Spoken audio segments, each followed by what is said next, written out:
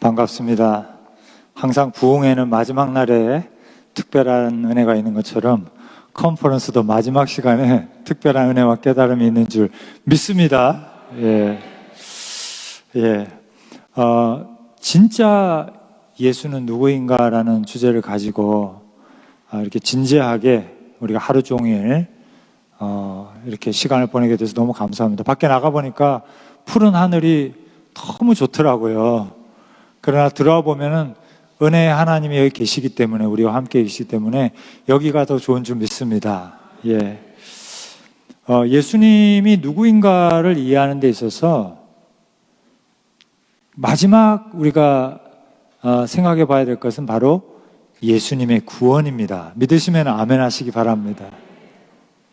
예수님이 누구신가라는 것을 우리가 추적해 보면 하나님의 아들이시다, 그리고 나의 주, 나의 하나님, 이런 고백이 나오게 되죠. 그런데 그 하나님의 아들이시고 또 성자, 삼위일체 두 번째 하나님이신 예수님이 나의 구원자이시고 인류의 구원자이시고 천하 만물을 회복시킬 구원자이시다라고 하는 것이 너무나 중요한 거예요. 이제 여러분에게 오늘 컨퍼런스의 결론이 여러분에게 무엇을 의미하는지, 어떤 혜택을 주는지를 생각하는 시간이라고 할 수 있겠습니다. 감사하게도 우리 앞에 이정훈 교수님께서 또 이런 말씀을 문을 열어주셔서 나는 바울이 좋아요. 저도 바울이 좋습니다. 제가 얼마 전에 몇 년 전에 로마에 들러서 영국 가는 길에, 영국에 학회가 있어가지고 가는 길에 로마에 들러서 바티칸에 가서 또 들렸다가 사도 바울이 묻혀 있는 로마 근교에 한 체프를 갔었죠. 바실리카 그 큰 성당에 가서 그 사도 바울 그 무덤을 뭐 관밖에는 보이지 않지만 본 적이 있습니다. 참 격세지감을 느끼는 것 같아요. 사도 바울은 진짜 예수는 누구인가를 얘기하다가 얼마나 많이 맞았습니까? 얼마나 많은 핍박을 받았습니까? 정말 그 우상의 신전 앞에서 예수님이 누구인가를 증거하다가 모진 박해를 받았는데, 저는 이렇게 그의 후배인, 새카만 후배인 저는, 또 우리는 정말 예수님의 구원에 대해서 진짜 예수는 누구인가를 이렇게 평화로운 교회당 안에서 나눌 수 있다는 게 얼마나 축복인가. 또 이러한 신앙의 자유를 얻기 위해서 얼마나 많은 사람들이 고초를 겪었고 피를 흘렸는가 하는 걸 생각할 때 정말 하나님의 은혜가 크다는 생각이 듭니다. 여러분, 진짜 예수님이 가져다 주신 구원이 무엇일까를 가장 잘 아는 사람들을 누구라고 할까요? 물론 박명용 목사님. 좋습니다. 어떤 부류의 사람일까요? 바로 우리는 복음주의 신학자들이라고 합니다. 복음주의. 왜 우리가 복음주의 하냐면은 바로 이 복음주의 신학이 하나님께서 주신 구원, 예수 그리스도께서 가져다 주신 구원, 그리고 사도 바울이 증거했던 그 구원을 가장 잘 설명하고 있기 때문이에요. 가장 정확하게 설명하고 있기 때문입니다. 그래서 우리가 복음주의를 좋아하는 것이고, 나는 예수 믿는 사람이고 복음주의 신학을 합니다라고 말을 하는 것이죠. 그래서 여러분은 복음주의자시죠? 그렇지 않은 분들도 여기 계시겠지만 한번 오늘 잠시 이 시간을 통해서 예수님이 가져다 주신 구원에 대해서 우리 같이 한번 생각해 보기를 원합니다. 저는 우리 기독교 신학에서, 복음주의 신학에서 사용하는 5개의 단어를 가지고 설명을 하려고 합니다. 첫째는 칭의라는 것이고, 아까 앞에서도 얘기가 나왔었죠. 두 번째가 중생입니다. 불교에서 말하는 살아있는 모든 것들이 아닙니다. 그냥 거듭나는 중생이고요. 세 번째는 양자됨, 하나님의 자녀됨이고요. 네 번째는 성화, 거룩하게 되는 것, 또 성장하는 것, 그런 것이죠. 하나님을 닮아가는 것. 마지막으로 영화, 하나님의 영광에 참여하는 것입니다. 여러분 받으신 자료집의 72쪽을 한번 보시기 바랍니다. 첫 번째 예수님이 가져다 주신 구원의 첫 번째 차원을 우리는 칭의라고 합니다. 영어로는 justification. 그리고 구원의 탁월성 가운데서 가장 첫 번째로 얘기할 것이 바로 이것이죠. 한번 제가 읽으면서 같이 보도록 하겠습니다.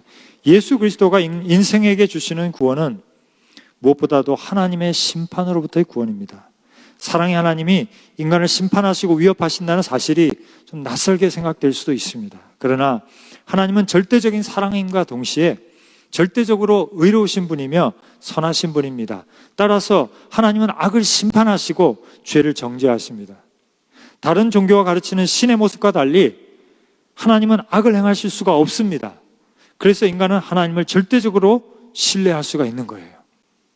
그런데 문제는 인간은 범죄했고 악을 행하고 있다는 사실입니다. 하나님이 인간을 창조하실 때 다른 동물과 달리 하나님의 윤리적 판단과 윤리적 실천 능력을 우리에게 주셨어요, 인간에게. 그래서 인간으로 하여금 사랑하는 삶을 살아가도록 명령해 주셨어요. 그러나 안타깝게도 인간은 하나님의 이러한 윤리적 요구와 또 하나님께서 주신 윤리적 판단과 양심을 무시하고 이기적으로 행동을 했어요. 이것을 성경은 뭐라고 부릅니까? 죄라고 부릅니다. 이러한 죄의 결과는 무엇이었습니까? 하나님은 거룩하신 하나님의 집으로부터 떠날 수밖에 없었어요. 의로우신 하나님과 빛과 어둠이 함께 할 수 없듯이 우리는 떠날 수밖에 없었던 것입니다. 그리고 하나님의 심판을 받아서 낙원에서 추방되었고 이렇게 고생하며 살게 됐죠. 죽음의 형벌을 받게 된 것입니다.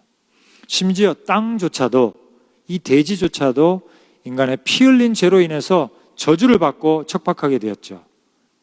그래서 여러분과 저는 먹고 살기 위해서 힘든 노동을 하지 않으면 안 되는 상황이 된 것입니다. 지금도 인간은 하나님께 주신 그 윤리적인 판단력과 선한 양심을 따르지 않고 이기심을 따라 살아가면서 지금도 우리는 고슴도치처럼 서로를 찌르고 있죠. 그런데 예수님께서는, 바로 진짜 예수님께서는 우리에게 구원을 가져다 주신 줄 믿으시면 아멘 하시기 바랍니다. 아멘입니다. 예수님은 그러면 어떻게 우리에게 하나님의 심판으로부터의 구원을 가져다 주셨습니까? 예수님은 바로 인간을 대신해서, 여러분을 대신해서, 여러분의 조상을 대신해서, 나를 대신해서 하나님의 형벌을 대신 받으심으로 인간에게 용서와 의로움을 회복해 주셨죠. 이것을 복음주의 신학은 속죄라고 합니다. atonement라고 하고요. 혹은 대속적인 형벌이라고 합니다. substitutionary punishment 혹은 penal substitution이라고 합니다. 인간은 이미 본성적으로 타락했고 우리보다 먼저 타락한 그 타락한 영들, 그 타락한 천사들, 사탄, 마귀의 종이 되어 있기 때문에 누구도 우리를 구원할 수가 없습니다. 그래서 하나님의 아들이신 예수님께서, 진짜 예수님께서 인간을 대신하여 하나님의 형벌을 받으신 거죠. 참으로 놀라운 것은 이 속죄의 계획은 하나님께서 인간이 타락하는 그 순간부터 이미 예정하시고 계획하신 것이라는 사실입니다. 여러분 잘 아시죠? 교회 다니시는 분들은 창세기에서 벌써 낙원을 내보내시면서 양을 잡아서 피를 흘리시고 그 옷을 해 입혀주신 하나님의 그 마음을 우리는 알고 있습니다. 하나님은 참으로 인생을 사랑하시죠. 이제 인간은 자신의 죄를, 이제 우리는 우리의 죄를 하나님 앞에 고백하고, 주님, 저는 죄인입니다. 그리고 예수님의 죽음이 나의 속죄를 위한 것임을 인정하고 예수님을 나의 구원자로 받아들일 때 죄와 심판으로부터 구원을 얻게 되는 것입니다. 할렐루야. 그래서 로마서 3장 23절은 이렇게 말씀을 하고 있습니다. 모든 사람이 죄를 범하였으매 하나님의 영광에 이르지 못하더니 그리스도 예수 안에 있는 속량으로 말미암아 하나님의 은혜로 값없이 의롭다 하심 얻은 바 되었느니라. 이 예수를 하나님이 그의 피로서 믿음으로 말미암는 화목제물로 세우셨으니 이는 하나님께서 길이 참으시는 중에 지은 죄를 간과하심으로 자기의 의로우심을 나타내려 하심이라. 아멘. 복음주의 신학은 하나님이 가져다 주신 이 구원을 칭의라고 합니다. 하나님은 예수님의 이름을 믿는 사람을 의롭다고 선언하시기 때문입니다. 성경은 이 세상에서 죄를 해결할 수 있는 다른 방법은 없다고 가르칩니다. 여러분, 인간이 죄를 해결할 수 있는 다른 방법이 있나요? 있으면 좀 가르쳐 주세요. 어떤 종교가, 어떤 사람이 우리의 죄를 씻어줄 수 있단 말입니까? 칭의를 다른 말로는 하나님의 용서라고 할 수 있죠. 하나님은 죄인을 용서하십니다. 그런데 이 용서는 값싼 용서가 아니죠. 하나님의 정의와 심판을 포기하는 그런 용서가 아니죠. 불의와 죄악을 그냥 견디고 넘어가는 용서가 아니죠. 하나님은 아들 예수 그리스도를 대신 심판받게 하심으로 정의로운 용서를 행해 주신 줄 믿습니다. 정의로우신 하나님, 그러면서도 사랑을 이루시는 하나님을 찬양합니다.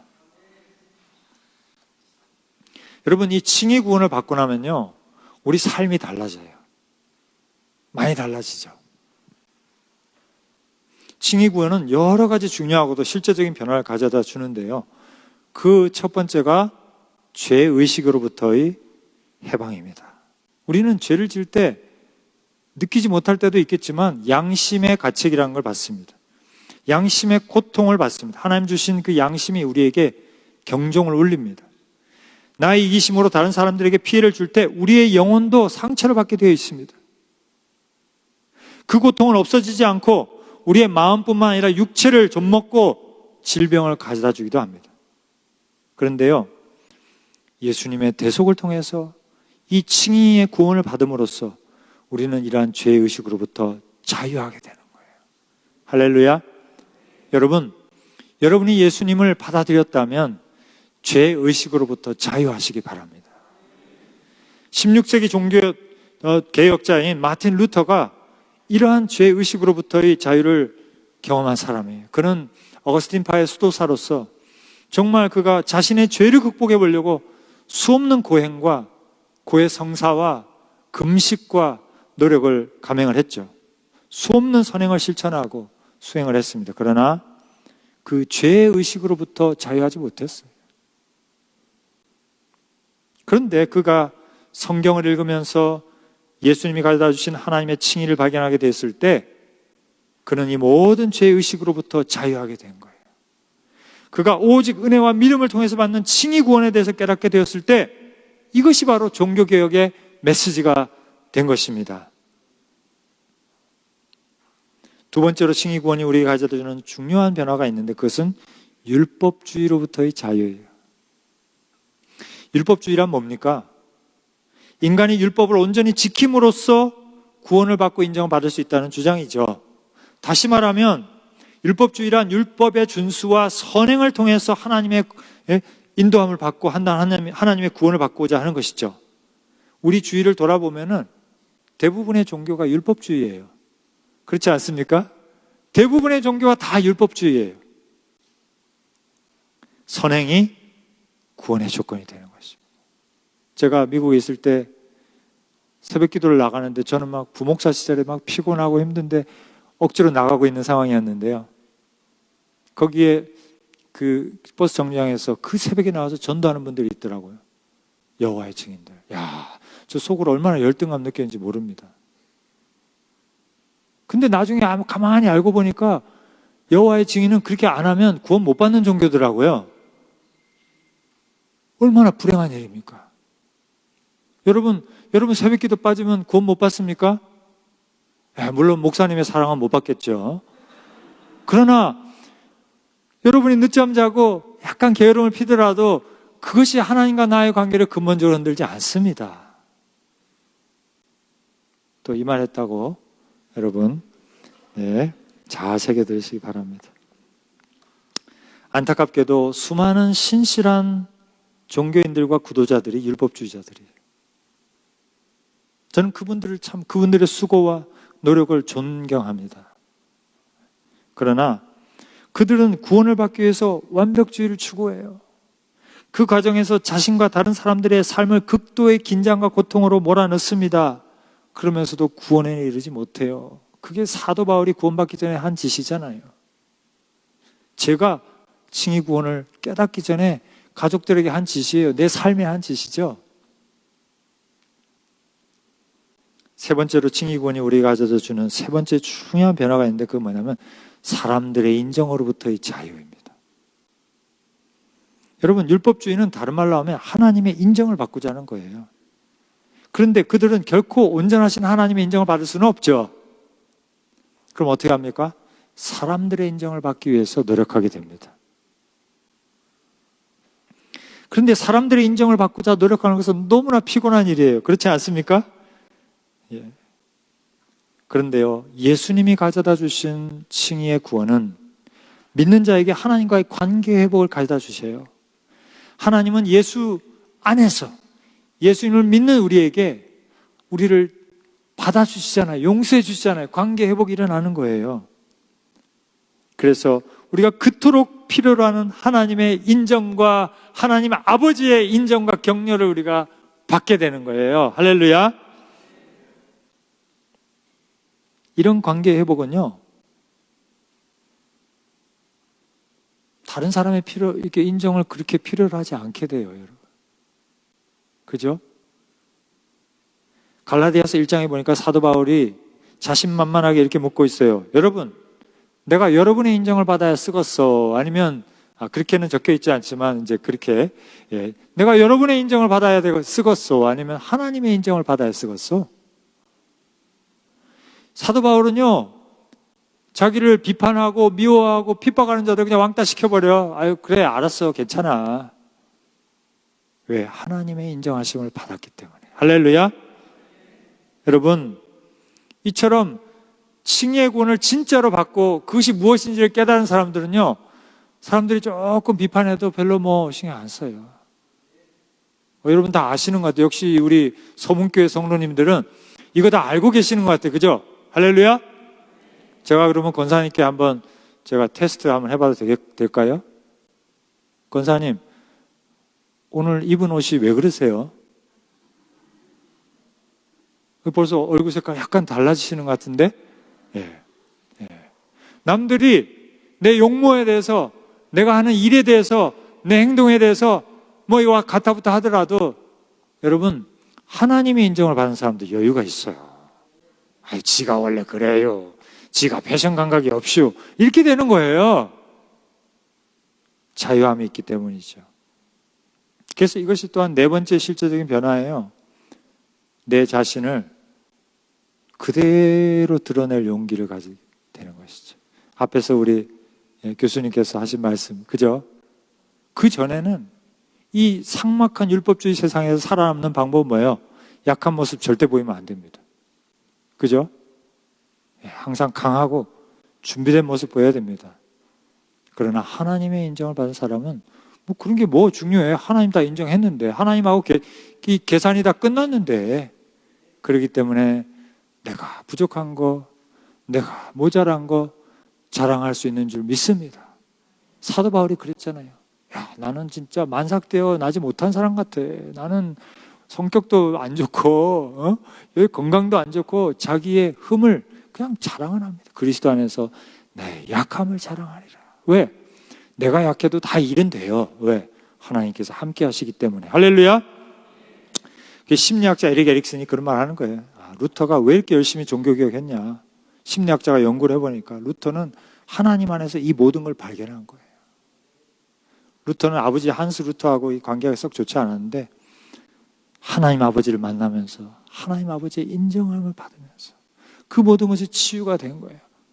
그러니까 사람들이 그렇게 비판하고 온 로마 가톨릭 교회가 그를 비판하고 교황이 불러다 혼내고 종교재판에 걸었지만 나는 하나님의 인정을 받았고 예수께서 가져다 주신 그 구원을 나는 포기할 수가 없어요 라고 고백했던 것이죠. 할렐루야.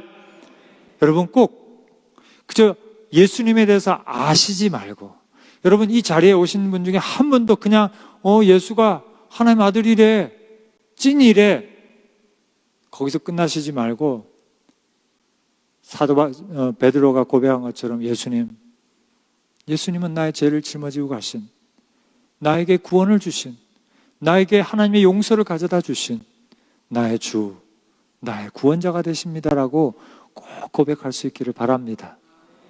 네, 그게 가문의 영광이고 축복입니다. 할렐루야. 네, 뭐 물려주시려고 여러분?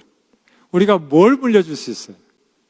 설사 물려준다고 한들 그게 그들에게 도움이 될지 누가 알겠습니까? 이 복음을 물려주시기 바랍니다.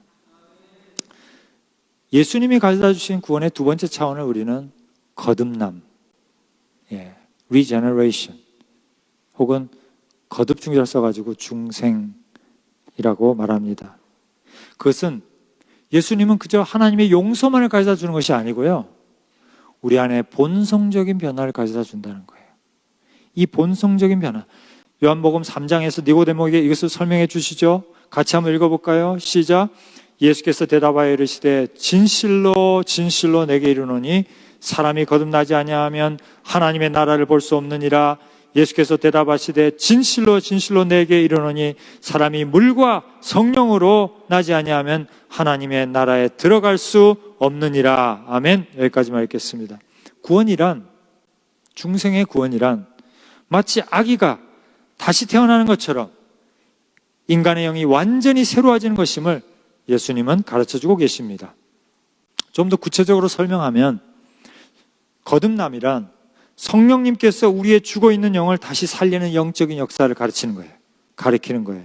마치 우리 집에 컴퓨터가 있는데 모뎀이 망가졌어요. 어떤 일이 납니까? 전혀 인터넷에 연결이 되지 않습니다. 그러나 그 모뎀의 부품을 교체를 했어요. 어떻게 됩니까? 즉시로 나의 골방은 전 세계와 연결되는 인터넷에 연결되어서 모든 것을 볼 수가 있습니다. 이처럼 인간의 영이 하나님으로부터 떨어져 나오고 버림받고 끊어졌던 것들이 변화되고 하나님과 다시 연결되는 것이 중생입니다. 그 영혼의 모뎀을 통해서 누가 들어와요?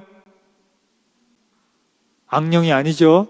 성령께서 우리 안에 들어와서 내주하시는 것이죠. 이것이 중생이에요. 이것은 정말 믿지 않는 사람들, 영적인 눈을 뜨지 못한 사람은 정말 알기가 힘든 하나님의 비밀스러운 영적인 진리입니다. 그러나 우리가 예수 그리스도를 받아들일 때 이 역사가 일어남을 믿으시기 바랍니다. 제가 다니는 교회 목사님이 엊그제 그렇게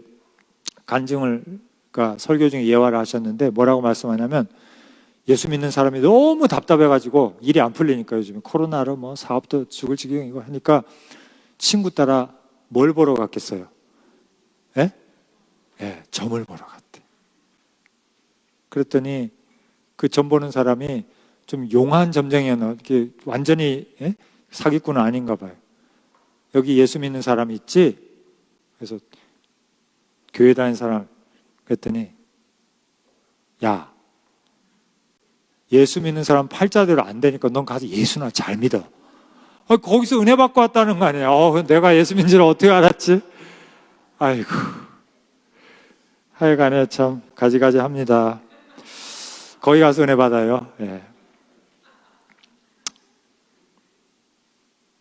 예수 믿는 사람은 하나님의 영이 거하시는 성령의 전인 줄 믿으시기 바랍니다. 아멘. 1번에서 앞에서 설명드린 칭의 구원이 하나님이 인간을 무죄로 선언하시는 법정적인 선언이라고 한다면, 그리고 성격상 인간과 하나님의 어떤 외적 관계를 규정하는 것이라면, 중생이라고 하는 것은, 중생의 구원은 뭐예요? 인간의 주관적이고 본질적이고 내적인 변화를 가르치는 거예요.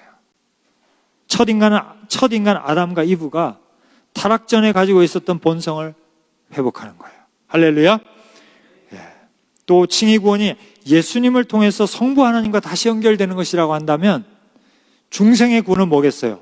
예수님을 통해서 성령님과 연결되는 것을 말하는 것이죠. 얼마나 오묘합니까? 중생은 인간의 본성을 본질적으로 변화시킨다는 면에서 정말 놀라운 변화가 아닐 수 없습니다. 여러분, 무엇이 인간을 바꿀 수 있습니까? 인간의 타고난 소위 말하는 그 천성을 누가 바꿀 수가 있습니까?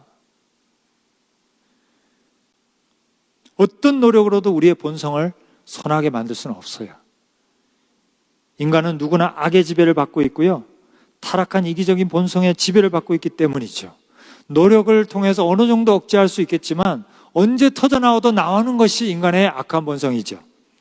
그러나 성령님이 가져다 주시는 영적인 변화는 인간의 본성을 근본에서부터 바꿔주신 줄 믿으시기 바랍니다.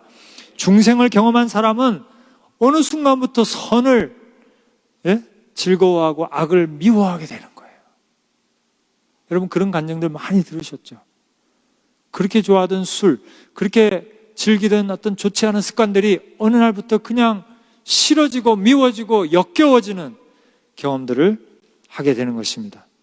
그래서 우리는 이제는 하나님과 이웃을 섬기기를 원하는 마음이 생기는 거예요. 자신만큼 다른 사람을 배려하기 원하는 겁니다. 할렐루야.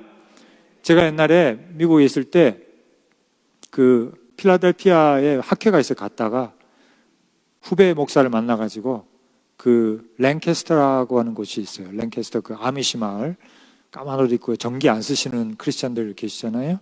그거 갔는데 성막이라는 곳을, 우리 한국에도 지금은 뭐 성막이 좀 있죠. 갔는데 구경시켜 주더라고요. 자기는 들어가지도 않아. 야, 같이 가지. 아, 선배, 나 여기 지금 100번째 오거든. 그냥 혼자 갔다 오라고. 그래가지고 혼자 들어가서 아무도 없어요. 아, 정말 황량하더라고요. 그 벌밤에 진짜 바람이 펄럭펄럭 천막이 날리는데 정말 마음이 아프더라고요. 하나님께서 이런 곳에서 우리 인생을 찾아오셨는구나 하는 은혜가 됐는데, 어쨌든 쭉 들어가니까 지성소가 있어요. 근데 지성소는 못 들어가게 해놨더라고요. 그래서 밖에서 유리창으로 이렇게 보는데 마치 그 잠옷실에서 여기를 보고 계시는 것처럼 유리창을 통해서 지성소 안을 들여다보는데 그 안에 뭐가 있죠? 뭐가 있죠? 법궤. 네. 근데 그 법궤를 이렇게 쳐다보고 있는데 그 위에가 바로 mercy seat이라고 하는 시은 자라는 게 있잖아요. 거기 하나님이 임재하신 자리인데, 그걸 쳐다보는데 모형인데 갑자기 제 눈에서 눈물이 쭈르르 흘리는 거예요. 이거 뭐지? 전혀 예상하지 못했어요. 슬픈 것도 아니야. 뭐 은혜로 감동이 있는 것도 아니야. 그냥 눈물이 나는 거예요. 그러면서 내 입에서는 무슨 말이 나오냐면, 내가 저기에 있어야 하는데, 저기가 내가 있을 자리인데, 이런 막 얘기가 막 나오는 거예요. 내 마음속에서 터져나와. 그때 제가 깜짝 놀랐어요. 내 영혼이 얼마나, 나는 의식하지 못하지만 내 영혼이 얼마나 하나님의 임재를 그리워하고 하나님을 만나는 그 자리를 소망하고 있었는가 하는 것을 그때 제가 너무 놀랐다니까요. 여러분, 우리 안에 있는, 여러분 안에 있는 그 영혼은 얼마나 하나님을 사랑하는지 모릅니다. 할렐루야. 여러분 영혼의 말에 귀를 기울이시고 그 하나님의 부르심에 귀를 기울인 여러분이 되시기 바랍니다. 중생의 구원이 가져다주는 여러 가지 실제적인 변화가 있어요. 첫 번째는 뭐냐? 인간에 대한 낙관적인 견해. 여러분, 우리 어릴 때는 정말 반짝이는 눈으로 사람들을 바라보던 그런 어린아이, 그죠? 였죠, 우리는. 아무나 따라가고. 제가 어릴 때 옆집 아저씨 따라서 저기 멀리까지, 우체부 아저씨인데 그 뒤에 오토바이 타고 시골로 가가지고 제 어머님이 나 찾느라고 아주 죽는 줄 알았대. 아무나 따라가는 거야, 어릴 때. 누구나 다 믿으니까. 그러나 이제 철이 들고 인간관계 조금 해보면서, 야, 세상에 믿을 인간 1도 없다는 걸 알게 되죠. 아무도 안 믿습니다. 우리 아무도 안 따라가죠.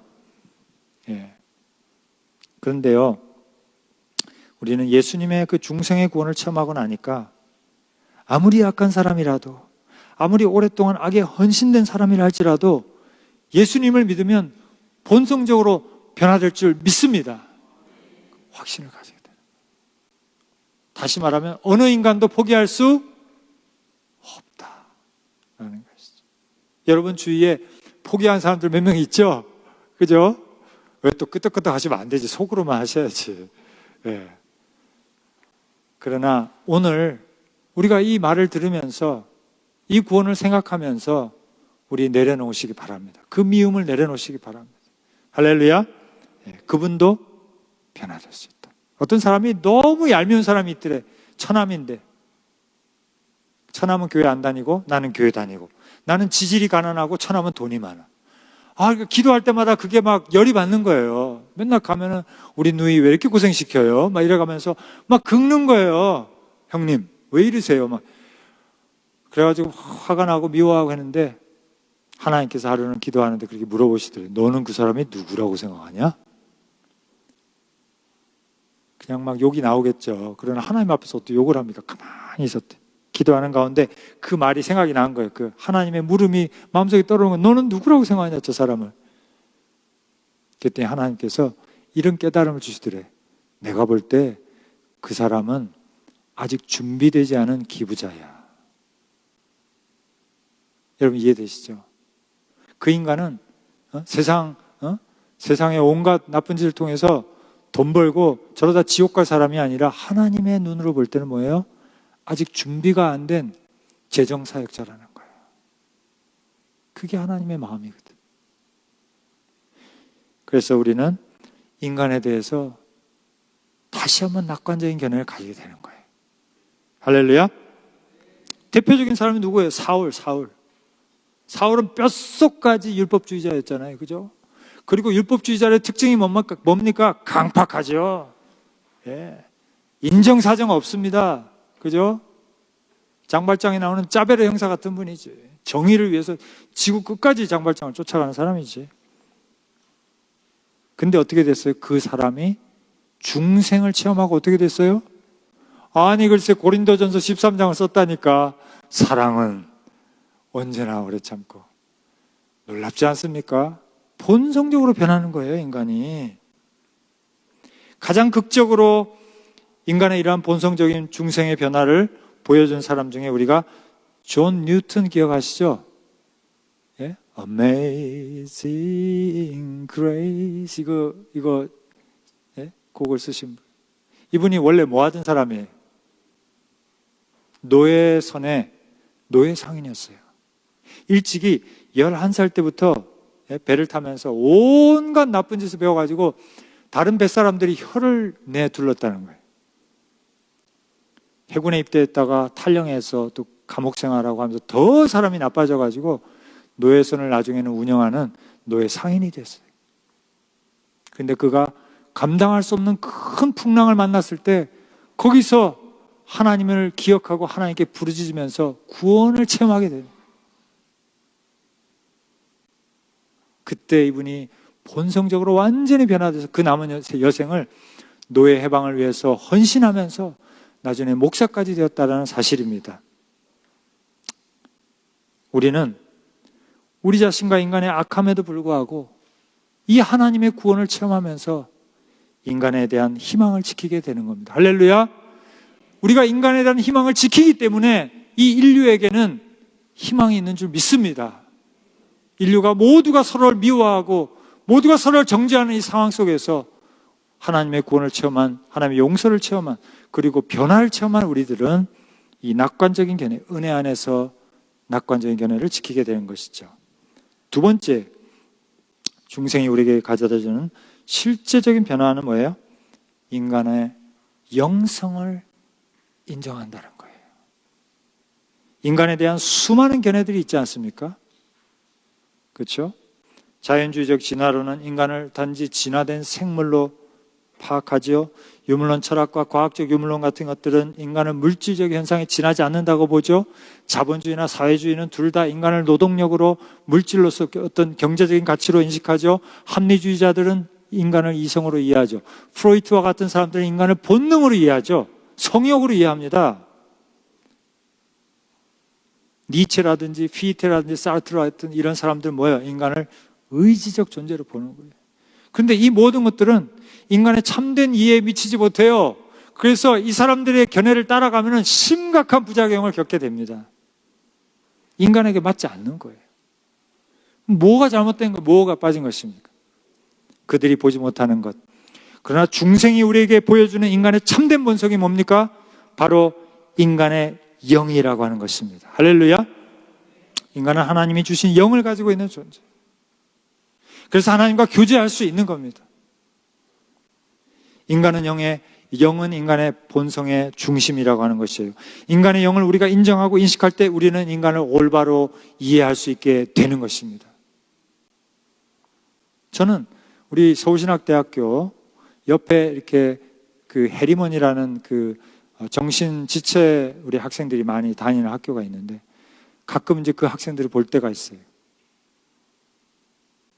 그때마다 저는 걔들을 보면서 그렇게 혼잣말을, 야, 너희들은 좋겠다. 어? 하나님이 너희를 사랑하시고 또 너희가 하나님을 나 같은 복잡한 생각하는 사람들보다 하나님을 더 순수하게 사랑할 것 같구나. 왜? 하나님 앞에서 그들이 가진 영혼이 얼마나 아름다운가 하는 것을 생각하는 거죠. 제 어머님이 살짝 치매에 오셨었는데 그럼에도 불구하고 하나님께서 우리 어머님의 영혼을 얼마나 사랑할까를 생각할 때 얼마나 감사한지 알 수가 없습니다. 만약에 인간을 기능으로 본다면, 능력으로 본다면, 이성으로 본다면 무슨 쓸모가 있겠어요? 치매에 걸린 노인이 무슨 의미가 있어요? 진화론적으로 보면 그런 것들은 다 도태돼야지. 그러나 기독교는, 성경은, 하나님이 주신 구원은 아니야. 인간의 중심에는 하나님이 주신, 하나님이 불어넣으신 하나님의 숨, 하나님의 주신 영이 있다라는 거예요. 그래서 우리는 이게요, 인공지능 시대에 굉장히 중요합니다. 유발 하라리는 좀 있으면 인간이 인공지능에 너무 의존해가지고 이제는 인공지능의 지배를 받게 될 것이라고 예측을 하고 있어요. 맞는 말이라고 생각합니다. 왜? 인간이 하는 것 중에 인공지능이 못하는 게 없어요, 이제. 그러면 근본적인 질문이 나오죠. 인간은 진짜 무엇인가? 우리 목사님 다음에 그거 하셔야 될지도 모르겠다, 이제. 인간이 진짜 무엇인가 고민이 되는 겁니다. 그러나 우리 기독교는 편안하게 얘기할 수 있죠. 야, 인공지능, 너 영이 뭔지 알아? 너 영혼이 있어? 영이 있어? 그래, 너는 소울이 있을 수도 있어. 마음은 있을 수도 있어.